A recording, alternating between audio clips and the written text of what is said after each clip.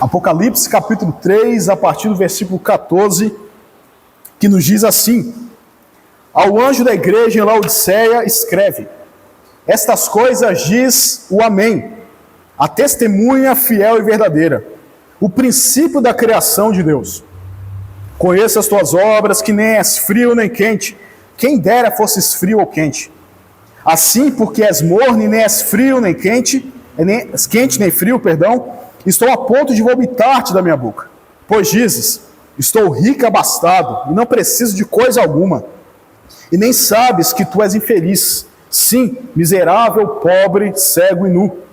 Aconselho-te que de mim compres ouro refinado pelo fogo, para te enriqueceres, vestiduras brancas para te vestires, a fim de que não seja manifesta a vergonha da tua nudez, e colírio para ungires os olhos, a fim de que vejas. Eu repreendo e disciplino a quantos amo. Sê, pois, zeloso e arrepende-te. Eis que estou à porta e bato. Se alguém ouvir a minha voz e abrir a porta, eu entrarei em sua casa e cearei com ele e ele comigo. Ao vencedor, dar-lhe-ei sentar-se comigo no meu trono, assim como também eu venci e me sentei com meu Pai no seu trono. Quem tem ouvidos, ouça o que o Espírito diz às igrejas. Senhor, fala no nosso coração, nós precisamos que o Teu Santo Espírito nos toque de maneira especial nessa noite. A palavra foi lida, ela será exposta, e não há mérito nenhum em nós em relação a ela e à obra do Senhor. Por isso nós somos carentes e dependentes do Senhor e pedimos a sua bênção essa noite. Em nome de Jesus. Amém. Queridos, Jesus, como em todas as suas cartas direcionadas, ele inicia falando muito sobre a sua autoridade. Nós vimos na semana passada ele dando uma série de incentivos e elogios à igreja de Filadélfia, falando que diante dessa igreja ele estava abrindo uma porta que ninguém podia fechar. E compreendemos que há recompensa para aquele que é fiel.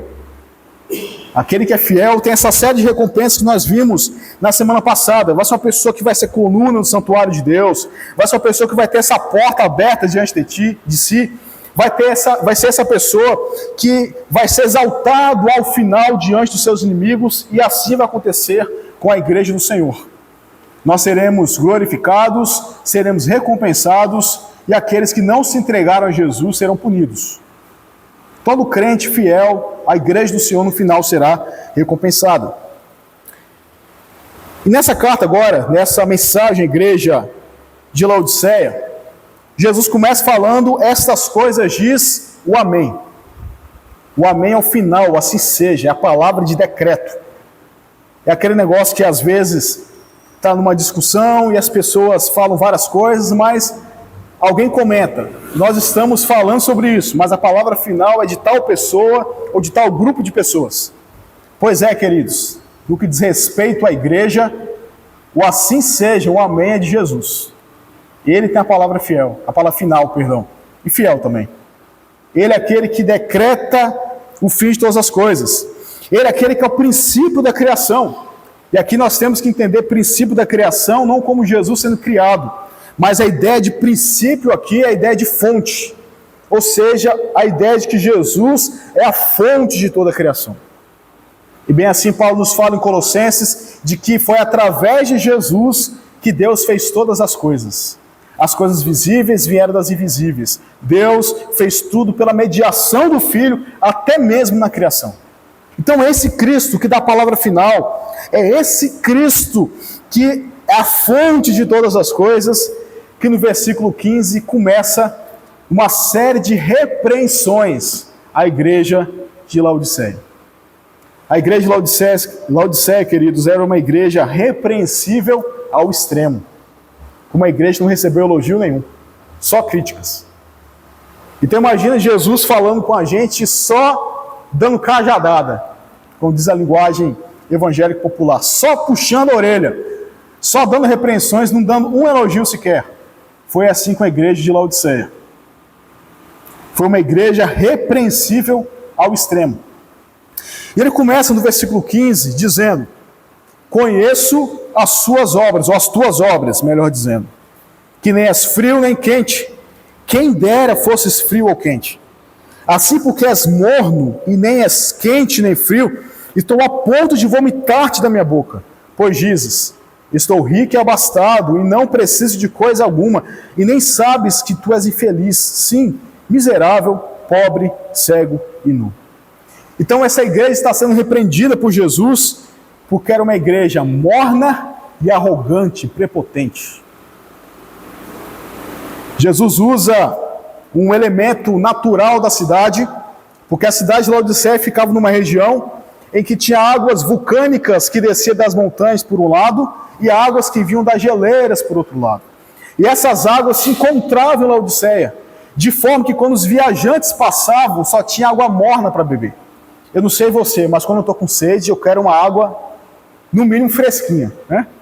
Não água morna.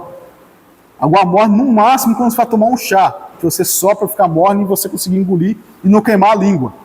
Agora, para beber no dia quente, não dá para ser água morna. Então, a água morna refresca os viajantes e a água quente é terapêutica.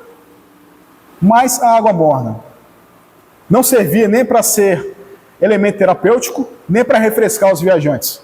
Servia apenas para ser vomitada. Assim era a situação da igreja de Laodiceia. Era uma igreja sem vida. Era uma igreja que não tinha habilidade nem de ser refrigério para a alma do cansado e nem de ser terapêutica, e aqui entendam o sentido de terapêutica, tá? Para aquele que estava sofrendo. Era uma igreja que não estava tendo validade nenhuma. Isso é pesado, irmão. Isso era uma igreja que só servia para ser vomitada da boca de Jesus. Era uma igreja que Jesus trazia para si e falava, não dá, não presta, não é palatável, eu vou vomitar da minha boca. Essa era a igreja de Laodiceia. E essa igreja era assim, a ponto de ser vomitada, justamente por causa da sua prepotência, justamente por causa da sua arrogância. Porque ela falava, estou rico e abastado e não preciso de coisa nenhuma. Laodiceia era uma região onde tinha um importante centro bancário, uma cidade próspera, uma cidade que circulava muito dinheiro. Era uma espécie de Nova York do Império Romano. Era uma espécie de Wall Street do Império Romano. Circulava dinheiro, era uma cidade abastada e rica. E por causa disso, essa igreja confiava demais na sua riqueza. Era prepotente. Eu não preciso de coisa nenhuma. Eu estou bem. Mas muitas vezes, queridos, nós corremos o risco de entrar nessa mesma prepotência. Eu ganho bem, eu tenho um bom salário, minha vida está boa, eu não preciso de ninguém. Eu não preciso de nada. Eu estou tranquilo. E às vezes a nossa prepotência chega ao limite de acharmos que não precisamos nem de Jesus. Jesus, para que Jesus? Eu já ganho sustento da minha vida com o esforço do meu trabalho. Se acontecer qualquer coisa com a minha saúde, eu já tenho uma reserva no banco. Se eu quiser trocar de carro, eu posso trocar de carro. Irmãos, cuidado, que a prepotência, a arrogância de Laodiceia foi o motivo de ela ser digna de ser vomitada da boca de Jesus. Que eu nem você caiamos nesse erro. Que eu nem você venhamos a ser vomitados da boca de Jesus. Então era uma igreja prepotente em primeiro lugar, porque se declarava rica e abastada, que não precisava de nada. Mas Jesus fala para essa igreja, e você nem sabe, igreja de Laodiceia, que você é infeliz, sim, miserável, pobre, cego e nu. Miserável, pobre, cego e nu. Vocês acham que são ricos? Vocês são pobres. Porque a riqueza para Jesus não é monetária. A riqueza para Jesus é aquela de comunhão com Ele. Ajuntai para vós outros, diz Jesus, riquezas no céu, onde a traça nem a ferrugem corrói. Irmãos, não é proibido ter dinheiro, mas aonde está o seu tesouro, aí está o seu coração. É o que Jesus fala. Se o seu tesouro, se a razão da sua vida naquilo que você possui, você vai ser corroído como a sua riqueza. Eu estou falando de inferno mesmo. Porque mamão não pode competir com Jesus no seu coração. Cuidado para não ser vomitado da boca de Jesus, com essa prepotência de achar que não precisa de nada, nem de ninguém, e nem de Jesus. Todo mundo precisa de Jesus. Todo mundo precisa de Deus. Todos nós precisamos. Essa igreja era uma igreja morna por conta da sua arrogância, por conta da sua prepotência. No entanto, Jesus usa outras expressões aqui também, que eram marcas da igreja e da cidade, melhor dizendo, de Laodiceia, para poder trazer mais um pouco da realidade espiritual dessa igreja. E Jesus começa o versículo 18 trazendo um conselho aqui para a igreja, dizendo: é melhor vocês fazerem isso. Eu estou aconselhando vocês a fazerem isso. Ele fala: aconselho-te que de mim compres ouro refinado pelo fogo para te enriqueceres. Então é Jesus falando: olha, se vocês querem riqueza verdadeira, um ouro refinado no fogo puro, vocês vão ter comigo. Não é com o mundo, é comigo. Não é com a riqueza passageira deste mundo, é comigo, Jesus está falando. Aconselho a vocês que vocês comprem ouro refinado de mim. De mim. Irmãos, tem um filme chamado A Grande Aposta. Na época o mercado financeiro americano estava bombando. Todo mundo investindo em imóveis, aquela coisa fantástica, né? Achando que nunca ia dar problema. Até que deu problema. A bolsa quebrou, o mercado imobiliário entrou em declínio e muita gente ficou desesperada e tirou a vida. Mas por que isso aconteceu? Porque a riqueza era humana, não era a riqueza de Cristo. As coisas do mundo, as riquezas do mundo, as alegrias do mundo, elas são transitórias, passageiras, elas não preenchem. Mas Jesus preenche. Você tem uma roupa nova, um carro novo, não é um problema, mas se você tem labutado e trabalhado para isso, você é miserável, pobre, cego e nu.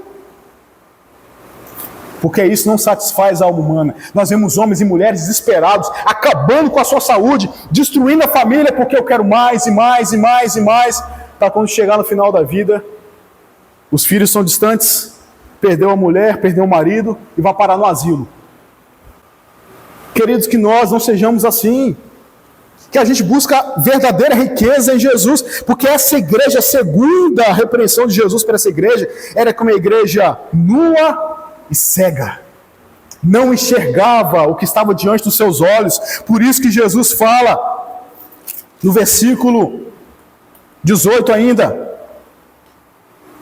aconselho-te de que de mim compres ouro refinado pelo fogo para te enriqueceres, vestiduras brancas para te vestires, a fim de que não seja manifesta a vergonha da tua nudez, e colírio para ungir os olhos, a fim de que vejas. Laodiceia era muito famosa porque tinha uma produção de lã naquela cidade. E Jesus fala: adquira comigo a veste boa. Também era uma cidade comum, era uma cidade famosa, pela sua medicina, e lá tinha um colírio para cuidar dos olhos. Então Jesus fala: pega comigo o colírio verdadeiro para você enxergar, porque vocês estão cegos. Já viu quando você está aqui, irmãos? Eu fico olhando, fico observando aqui. Você aqui pregando todo domingo, e você ora, você busca, e tem irmão na igreja que ora e busca. Aí a gente prega, faz arrependimento, tem gente que quebranta. Tem gente que fica assim, ó. Não consegue ver um palmo na frente dos olhos. Arrogância de coração, não precisa de ninguém. Eu não preciso dessa igreja, eu preciso de Jesus, não preciso de ninguém. Cuidado, que esse tipo de coisa precede a queda. Esse tipo de coisa precede a queda. Aquele que pensa estar em pé, Jesus fala: cuide para que não caia. Todo mundo que caiu um dia achou que estava de pé. Todo mundo que se desviou um dia achou que estava bem. Cuidado com a arrogância e a prepotência do coração. Cuidado com isso, que isso causa cegueira diante dos seus olhos. Mas saiba de uma coisa: se Jesus repreende a igreja, se Jesus nessa noite está te repreendendo, o versículo 19 é para você: eu repreendo e disciplino a quantos amo. Agradeça ao Senhor que Ele te trouxe aqui nessa noite para puxar a sua orelha, porque Ele te ama. Ele te deu mais chance. Ele está abrindo a porta do arrependimento para você de novo. Por isso que a palavra de Jesus no final do versículo 19 é: sê, pois, zeloso e se arrepende disso. Abandona o erro, abandona o pecado. Abandona aquilo que não agrada ao nome do Senhor e viva para a glória de Deus. Viva para a glória do nome do Senhor. A prepotência fez essa igreja ser vomitada da boca de Jesus, ou a ponto de ser vomitada da boca de Jesus. Era uma igreja nua, infeliz, pobre, cega, uma igreja que estava nua. Mas toda essa prepotência, irmãos, foi por um motivo principal. Olha o versículo 20 comigo, que é um versículo que a gente gosta muito de usar, ou a igreja gostou muito de usar em evangelização. Mas sentença para a igreja. Olha o versículo 20. Eis que estou à porta aí, bato. Se alguém ouvir a minha voz e abrir a porta, entrarei em sua casa, cearei com ele e ele comigo. Irmão, se a igreja chegou num grau de prepotência, de mornidão, que ela pôs Jesus para fora. Quer dizer que ela estava cultuando a Deus, ela estava cantando, tinha até pregação, mas Jesus estava do lado de fora. Jesus não estava ali. Irmão, já parou para pensar? A gente está aqui cultuando, adorando e achando que é para Deus, mas Jesus está lá fora. Jesus não está participando disso. Por isso que a palavra para a gente é para a gente se arrepender. Porque nós podemos estar aqui levantando as mãos e achando que está tudo bem, tudo maravilhoso, mas Jesus pode estar lá fora, batendo na porta. E talvez ninguém pode estar ouvindo. Talvez na sua casa você pode estar pensando assim: minha casa está maravilhosa, está tudo correndo bem, aquilo que o pastor falou de manhã aqui. Mas talvez Jesus está lá fora. Talvez Jesus não é o Senhor da sua casa. Talvez você se pôs como Senhor da sua casa. Ou como senhora. Tem umas mulheres também que, pelo amor de Deus, que pulam na frente do marido e estão nem aí para o marido. Irmãos, precisamos abrir a porta para Jesus entrar, apreciar com a gente. Porque onde Jesus está é diferente. Onde Jesus está a mudança, onde Jesus está a transformação. Agora, quando Jesus está lá fora, é só mornidão, é só morte, é só culto vazio. Talvez você está aqui nessa noite, para cultuar, mas você não está cultuando. Talvez você está aqui de fachada. Talvez Jesus está lá fora para você. Talvez você gostou das músicas, você bateu palma, você ficou feliz, alegre, mas talvez Jesus não está em você aí. Talvez Jesus está lá fora. Talvez você está se preocupando mais com aquilo que você vai fazer na segunda-feira para você mesmo do que com a glória de Jesus. Jesus está batendo, querido. Está batendo na porta. E a sua função é abrir a porta. Para ele entrar e a gente se alegrar com ele. Para ele entrar e transformar a nossa vida, a nossa realidade. Queridos, eu aprendi com o tempo de caminhada cristã. Deus me ensinou, Jesus me ensinou, não vem de mim mesmo, nem o mérito é de nós mesmos, é tudo de Deus. Mas eu aprendi a odiar a religião seca e vazia. Odiar. Quando estou vendo que eu estou orando, é aquela coisa. Às vezes eu sozinho em casa, eu bato na mesa e falo: não aceito isso. Aí você pode falar: não aceito. Né? Que tem uma corrente teológica que fala: eu não aceito isso na minha vida. Mas nisso sim você pode falar: não aceito isso, eu quero comunhão com Deus. Eu não quero uma vidinha com Deus mecânica. Eu não quero entrar para cultuar Deus e sair do mesmo jeito. Adorar a Deus e sair daqui do mesmo jeito, e a segunda-feira ser do mesmo jeito. Eu não estou pregando para vocês que vai ser tudo espetáculo, reação estática, nada disso. Mas, irmãos, a cada domingo, a cada culto, eu e você temos que estar melhores na presença de Deus. Não do mesmo jeito ou piores. Infelizmente, nós vemos crentes que ao invés de melhorar, regride. Ao invés de crescer na fé, regride na fé. Pior ao invés de melhorar. Não, queridos. É tempo da gente abrir a porta de verdade para Jesus entrar. Eis que estou à porta e bato. Se alguém ouvir a minha voz e abrir a porta, eu entrarei em sua casa, cearei com ele e ele comigo. Mas tem um detalhe importante nesse texto. Se alguém ouvir a minha voz. Sabe quem ouve a voz? João capítulo 10. Quem é a ovelha? Talvez você não está ouvindo a voz de Jesus porque você não é ovelha, você é rebelde. Você está morto espiritualmente, fingindo ser crente. Porque, querido, você e eu podemos fazer muito bem um teatro aqui.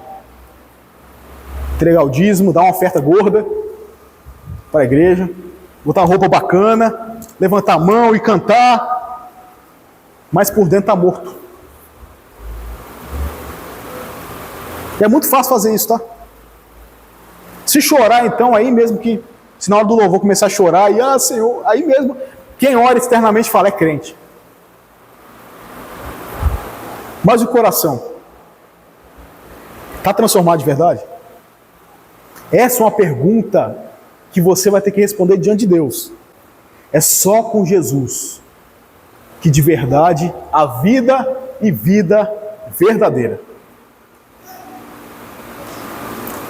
E Jesus conclui dizendo, versículo 21 e 22, como sempre ele encerra chamando a atenção dos seus ouvintes para aquilo que o Espírito Santo está falando.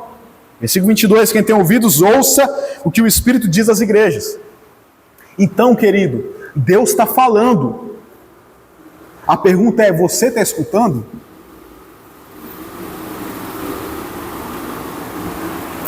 Toda vez que a Bíblia é aberta para ser pregada, toda vez,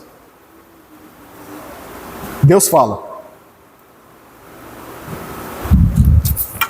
Toda vez. Seja a Mariazinha, o José, o Hernandes, o Nicodemo, seja quem for. Abriu a Bíblia para pregar a palavra, Deus está falando. A pergunta é se a gente está ouvindo. Quem tem ouvidos, ouça o que o Espírito diz às igrejas. Olha o versículo 21 para a gente concluir. Ao vencedor, dar-lhe-ei sentar-se comigo no meu trono, assim como também eu venci e me sentei com meu Pai no seu trono. Quem se manter fiel, se arrepender, vencer, vai reinar junto com Jesus. Olha só que maravilha, irmãos. Mas sabe por que às vezes a gente não vence? Sabe por que às vezes a gente fica morno? Porque a gente quer vencer diante dos homens. A gente quer se mostrar poderoso diante dos homens. Minha voz tem que ser ouvida. Eu tenho que estar nessa posição porque eu mereço. Eu sou um cara bom. Eu tenho que estar aqui. Não, irmãos. A vitória verdadeira é reinar junto com Jesus. Mas nós temos que vencer em Jesus. Para se assentar no trono junto com Jesus. Esse é o objetivo principal, irmãos, da nossa vida. E o convite do Espírito a você nessa noite é que você abra a porta. É para que você se arrependa dessa prepotência e dessa arrogância. Para que você humilhe seu coração diante de Jesus. E de uma vez por todas, pare de achar que você é alguma coisa. Você não é, eu não sou, nós não somos. Quero te convidar a se colocar de pé nesse momento.